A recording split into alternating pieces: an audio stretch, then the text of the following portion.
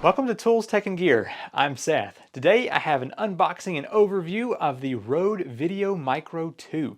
This is a battery-free on-camera microphone designed to be used with small cameras such as the Canon M50 or the Canon G7X. So today let's open up the box, take a look at it, and then do some audio tests to see how well this thing performs.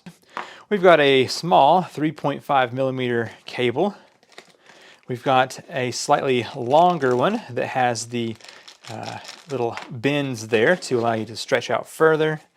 A little tiny instruction booklet. We've got the microphone itself with the new Helix design mount. Hopefully that works well. We've got the big fluffy dead cat. I will probably be keeping this on the camera all the time. First thing of note, this is basically just a do's and don't page, not really any good information for operation. All right, so this cable right here seems to be about 10 inches. So that's actually pretty long, longer than I was anticipating. This one right here, whenever it's in its smallest stage, is only about 3. And of course you can extend that out to fit your needs. So judging these two cables, I'm probably going to try out this red one because it is so much tidier and won't be flapping around. Windscreen is actually far bigger than I was anticipating. If you compare this to the size of the this one right here, just the foam, it's way bigger. Quite interesting, but it does have foam inside and has the fluffy cat on the outside. We'll have to give both of them a try out in the wind today. So here is the mic itself. You can see it's omnidirectional. So it has a mic input here on the front and then on the sides, and nothing on the back though. So definitely keep that in mind as you are speaking from behind the camera. You'll have to make sure you angle your speech into the mic. So we'll test that out as well. Now the advertisement for this mic is that it has a Helix mount, and that means it just kind of swoops around here and nothing touches the bottom, and that's supposed to help prevent noise from this moving about. So the 3.5 millimeter jack input is on the back here. On the bottom it does have the shoe attachment, so you can twist that down and get that attached like that. All right, so if we were going to go ahead and see what it looks like to have the Rode foam put on here, that just goes to the end. Now this would block out some wind noise, but not all. So let's take that off and then check out this here where we put the big fluffy cat on. I'm going to hold from the back so that I don't break anything with that mount. Yeah, definitely not an easy thing to put on. Well, I can say that the fluffy cat definitely has a tight fit on there, which is probably a good thing. All right, let's go ahead and do some testing with the various modes of this mic. I'm using the Canon G7X to record this right now, so I'm going to remove the Rode Wireless Go 2 mic, and I will be then connecting the Video Mic 2 to this camera, and we can see how well it performs here. So go ahead and turn off this mic. Like I said, I've been using this now on the Canon M50 for about 3 weeks, and I've had to do a few adjustments. The first one was I had to bring the M50's audio gain down to about 1/4. That way the mic here, which actually has pretty good sound, does not overpower and clip in my editing software. So just setting that down to about 1/4 of the gain on the M50 seems to be right where I want this. So here we are outside. There is no wind, and I'm only about 3 feet away from the camera here. And you can tell the audio is crisp and clean and clear. Now let me go ahead and step back a little bit so you can see what it's like when I'm over here about 20 feet away.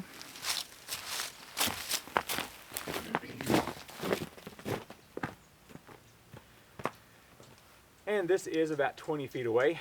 I would not stand any further than this whenever I am making a video, and I'm just talking normal, so you can hear just how loud this mic is picking up this audio from this distance.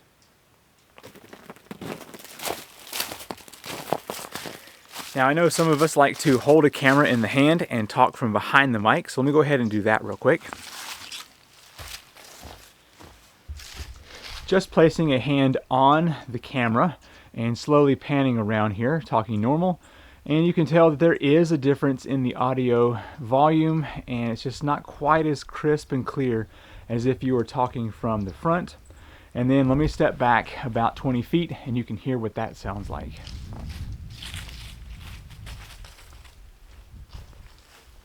Okay, now I'm standing right at 20 feet behind the camera, and you can tell that it has definitely decreased the volume, but it is still audible.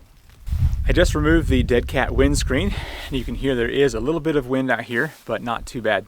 I've got a clip here in a moment that will show you what it's like to have this or not have this in some very strong wind. So the audio quality to me seems to be about the same, whether this is on here or not. And so I have just been keeping this on all the time because it seems to be decent audio quality, and I don't have to worry about any wind noise wherever I'm going. Now that you've heard the audio on a nice windless day, let's move over to a day that had lots of wind, and you can hear just how rough it is to not have the windscreen on, and then how nice the audio sounds whenever you do have this dead cat windscreen on. All right, so I am standing about 7 feet away from the camera, and there is actually a lot of wind out today, so hopefully you are not hearing any whipping around of the wind. And hopefully, I set the volume to somewhere around 1/3 of its potential on my meter. And so hopefully you're hearing loud enough. I'm kind of watching my audio bar as well, and it seems to be doing pretty good. Let me see if I can get this dead cat off of here so you can hear this wind noise. But first, let me step about as far as I ever would be from the camera and still try to talk to you.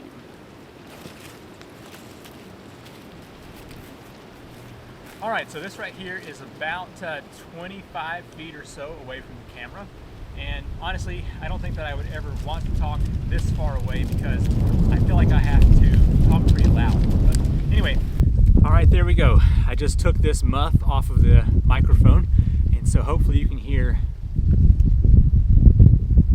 some pretty terrible wind noise. And I imagine my voice right now is kind of